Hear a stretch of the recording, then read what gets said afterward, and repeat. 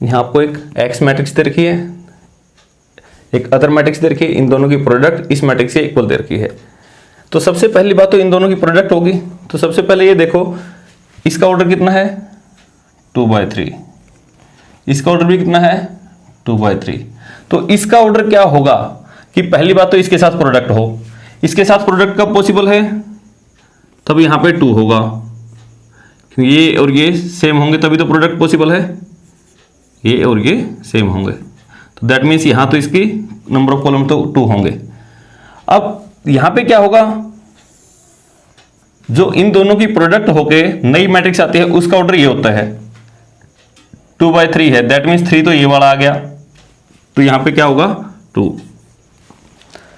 That means जो x आपकी matrix होगी, मुझे नहीं पता उसके एलिमेंट क्या है, बट इतना पता है कि उसका ऑर्डर कितना होगा 2/2, कि तभी इसके साथ इसकी प्रोडक्ट पॉसिबल है और ये आंसर आएगा।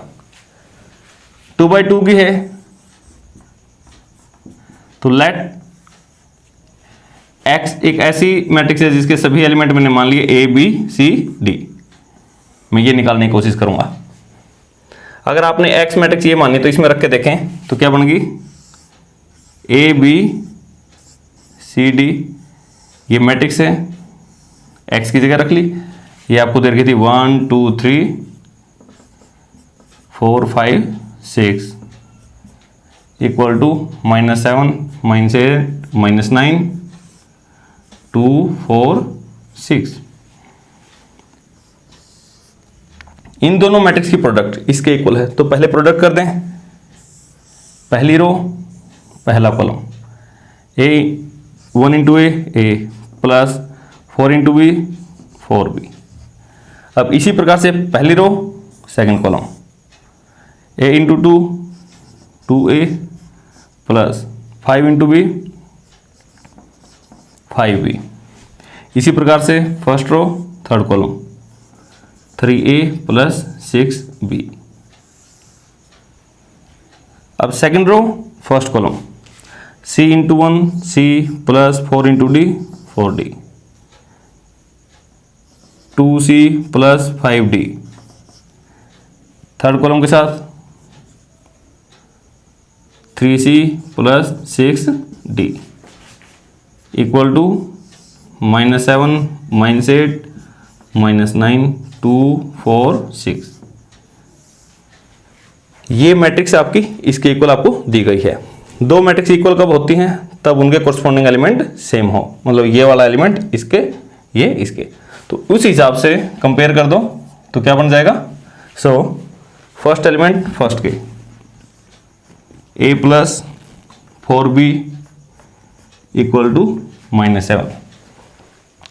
सेकेंड एलिमेंट सेकेंड के 2A plus 5B equal to -8। Third भी थर्ड के इक्वल, बट यहां से दो वेरिएबल में दो इक्वेशन बन गई, तीसरी से तो मैं सिर्फ चेक कर लूंगा कि आंसर अपना सही आया कि नहीं आया। तो यहां से कैसे सोल्व करोगे, इसको पहली इक्वेशन इसको दूसरी इक्वेशन। फर्स्ट इक्वेशन को 2 से मल्टीप्लाई कर दो, पहली इक्वेशन को 2 से मल्टीप्लाई कर दो तो क्या बन जाएगा ये 2A plus 8B equal to -14। Second equation को ऐसे कैसे 2A plus 5B equal to -8। Subtract कर दो, minus minus plus, cancel out, 8B में से 5B गया, 3B इक्वल टू -6। B कितना आ गया आपका -2। ये B की वैल्यू पुट इन 1, ये B की वैल्यू इस में रखें, A की वैल्यू आ जाएगी A प्लस 4 इंटू B की वैल्यू -2 इक्वल टू -7। ये कितना हो गया -7, 4 इंटू -2 -8, उधर जाके प्लस का 8, तो उस हिसाब से A की वैल्यू क्या आ गई 1। जबकि यहाँ तो दो इक्वेशनों से मैंने निकाली है, तीसरी इक्वेशन ये थी। आप चेक कर सकते हैं कि आंसर सही है कि नहीं। A की वैल्यू 1 और B की वैल्यू -2 इसमें रखें, 3 इंटू 1 3 और 6 इंटू -2 -12, -12 प्लस 3 -9, हाँ -9 ही था, तो इसका मतलब ये वैल्यू अपनी सही आई है। सिमिलरली इसी प्रकार से यहां से ये वाली वैल्यू 2 के इक्वल रख दो,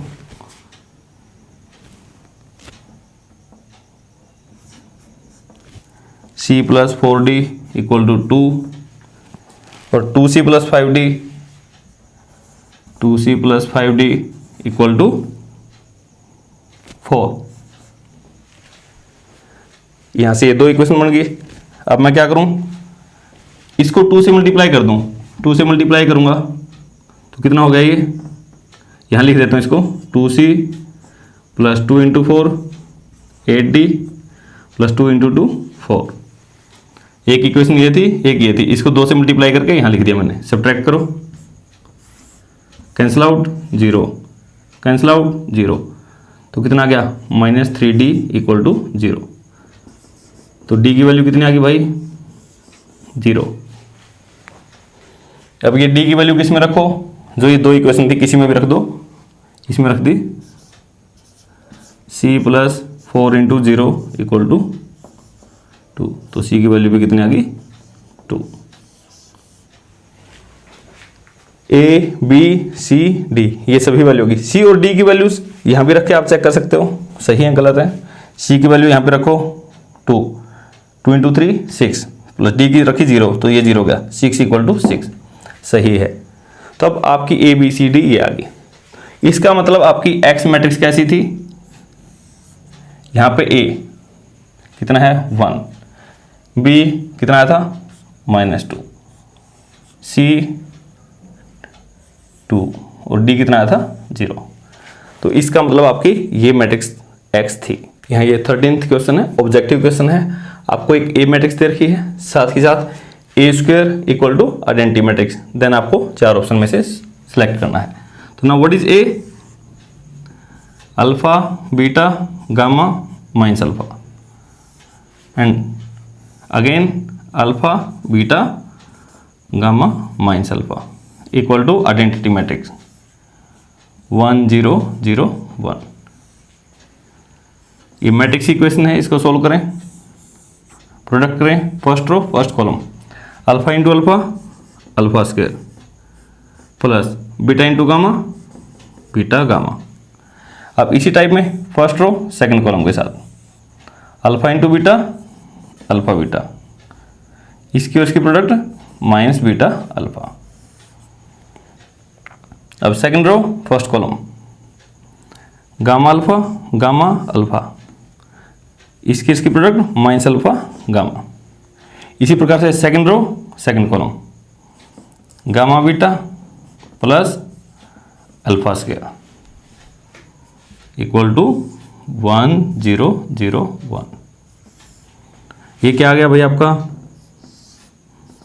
alpha square plus beta gamma, ये कैंसिल 0 आ गया, कैंसिल 0 हो गया, alpha square plus beta gamma equal to 1 0 0 1।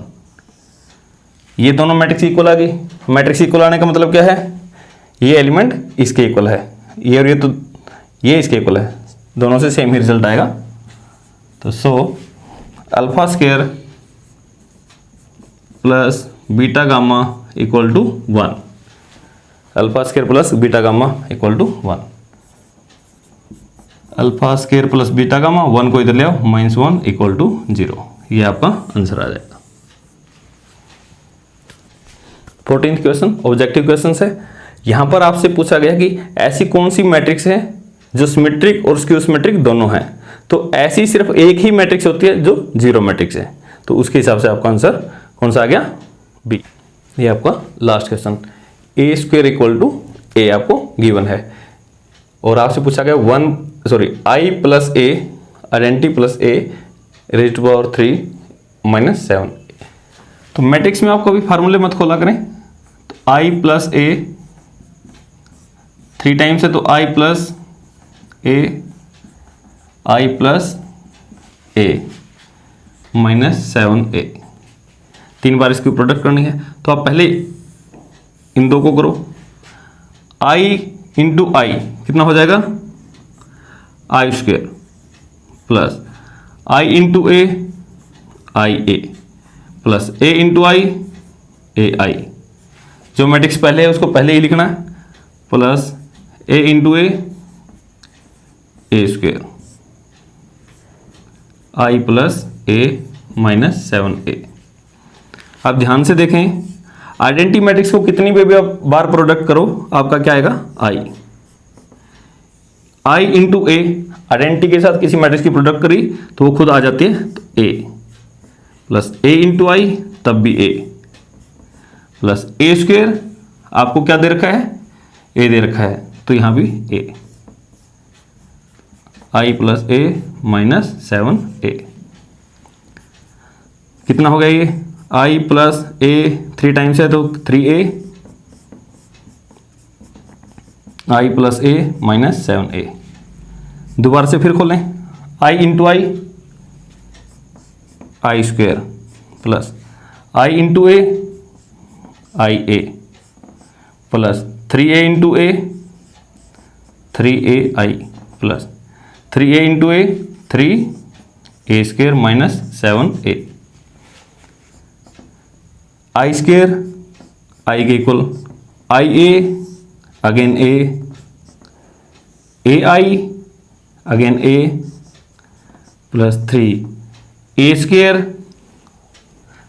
ए के इक्वल दे रखा था again A plus minus 7a। I plus कितना हो गया, 7a minus 7a, cancel out, कितना आ गया, आई। आपकी ये ऑप्शन है, मतलब बार बार इनको प्रोडक्ट करना आपको। कुछ मैट्रिक्स हैं, इनकी प्रॉपर्टी के बेस पे इनके कुछ नाम दिए गए हैं, ये चारों आप याद कर लें। ऑर्थोगोनल मैट्रिक्स, जब किसी मैट्रिक्स की और उसी के ट्रांसपोज की प्रोडक्ट आइडेंटिटी मैट्रिक्स के इक्वल आ जाए तो ऐसी मैट्रिक्स को क्या बोलते हैं, ऑर्थोगोनल मैट्रिक्स। और सेकंड, आइडेम्पोटेंट मैट्रिक्स, किसी मैट्रिक्स का स्क्वायर करने के बाद वो खुद आ जाए तो ऐसी मैट्रिक्स को क्या बोलते हैं, आइडेम्पोटेंट मैट्रिक्स। आप इनको नोट कर लें। इन्वोल्यूटरी मैट्रिक्स, यदि किसी मैट्रिक्स का स्क्वायर करने के बाद आइडेंटिटी मैट्रिक्स आ जाए तो ऐसी मैट्रिक्स को क्या बोलते हैं, इन्वोल्यूटरी मैट्रिक्स।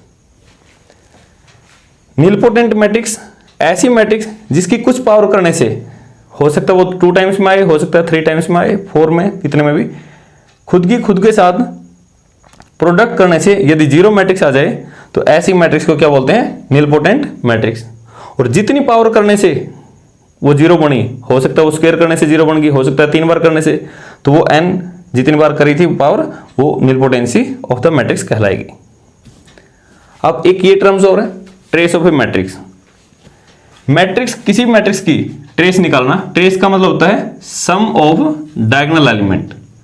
अगर मैं यहां लिखूं ट्रेस ऑफ ए, इस ए मैट्रिक्स का ट्रेस निकालने का मतलब है इसके डायगोनल एलिमेंट का सम, 1 + 4 = 5।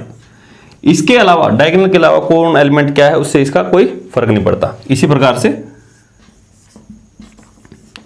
यदि आपकी बी मैट्रिक्स 3 0 7 1 0 9 3 7 11 कुछ ऐसी है तो इसकी ट्रेस भी क्या आएगी, डायगोनल एलिमेंट का सम। तो क्या लिखा जाएगा, ट्रेस ऑफ मैट्रिक्स बी = 3 + 0 + 11 14। तो ये था आपका 3rd चैप्टर। दोस्तों, अगर आपको ये मेरा चैनल अच्छा लगे